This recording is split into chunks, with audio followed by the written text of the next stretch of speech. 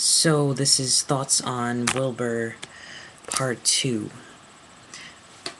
I guess I ended with just talking a little bit about the pros and cons and sort of Wilber's vision of a future, and how maybe my own vision has differed as I've studied social sciences.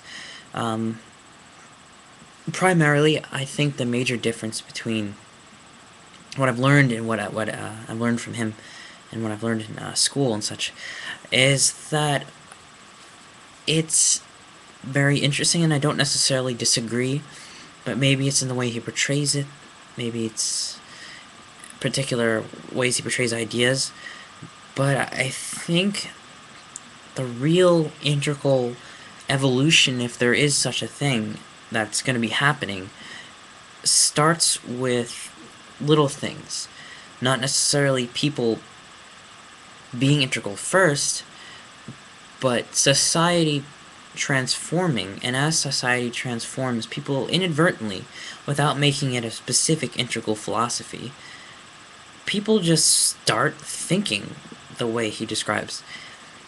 And I guess I'll put it this way. He uses something called spiral dynamics, and in spiral dynamics, it's basically a map of consciousness as it's evolved throughout history. I use consciousness very lightly here. I know for any biologist who hears this might be like, "What the hell is what does he mean by consciousness? Define it. What are you talking about?" I mean this very loosely. I mean this is just awareness, and almost more of an evolution of ideas. But so he uses spiral dynamics to describe this evolution of ideas and awareness, getting more and more complex and iterated over time. But each stage has a particular set of traits that make it a stage, and differentiate it from other parts, and that's all well and good. But if you went to any stage, if you went, let's say, I'm going to give you an example, the rationalist, orange, that's what it's called, stage of development. If you were talking to somebody who's a so-called, orange rationalistic thinking, this was pretty much born in the Renaissance age, Enlightenment age, materialism, thought processes more like Ayn Rand, etc., etc., things like that. If you were to talk to them, maybe your descriptions of what they do would ring a bell. Like, oh, you emphasize science, you emphasize rationality, the mind's ability to reason as a primary way to understand things. Yes, I think they would understand that.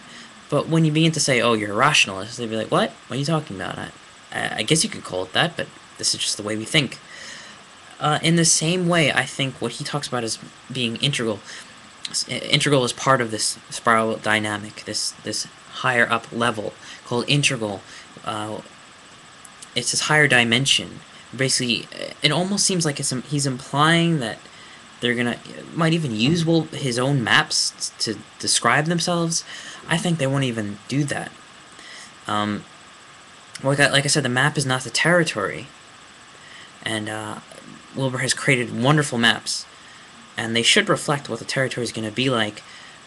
But the reality doesn't need the map to exist. He's almost like a prophet. Like, this is going to happen, and I can see it happen, and I'm saying it in my own language. I'm talking about it, and for those of you who understand it, you'll see it, and it may be true, but for the people who are living that prophecy, they're living that reality, they may not even know about the prophecy. They may not even know. It's just going to play out. It's going to play out naturally and organically, and I think that's exactly what's going to happen with Wilber's theories, which is sort of a good thing. So I think that, let's say we're 20, 30 years in the future right now, you and I are talking, somebody time travels, a Wilberian time travels, and he says, hey, you're an integralist. And I go, huh? What are you talking about? And then he goes, oh, I know your type. You guys see, you emphasize interconnection and interdependence, you collaborate on research, and it gets stuff done. It's very effective. You see the underlying forces between all things, you see different structures of reality, etc., etc., and I'd be like, well, look, yeah, I collaborate. That sounds like what I do. I wouldn't call myself an integralist. It's just sort of what we do. This is what society does. These are the leading edge. This is the bleeding edge of what we do. I mean, This is just sort of what we are. I guess you can call us integralists, but we just say we're scientists, and this is just sort of the dominant mode of thought, which we don't really call anything in particular. And I feel like there's a description and then there's a reality. And these things are always dancing back and forth. We're always trying to make the description as accurate as possible. I, to summarize what I think of Wilber, wonderful description, but not necessarily effective for people who are going to live it. It's almost very abstractly detached and very encompassing, and because of that, it's hard to argue against it because I know what he's saying makes sense, but his own terminology and ability to break it down and conceptualize it, not necessarily flawed, but maybe detached, maybe a little bit too all-encompassing for someone who wants to take his ideas and embody them and do something with the world. So I guess that's what I'm basically saying. He has a very big picture, and it's great. I don't know if we're ready for it yet, and I don't know if it's going to manifest as he said, but it will manifest to some degree.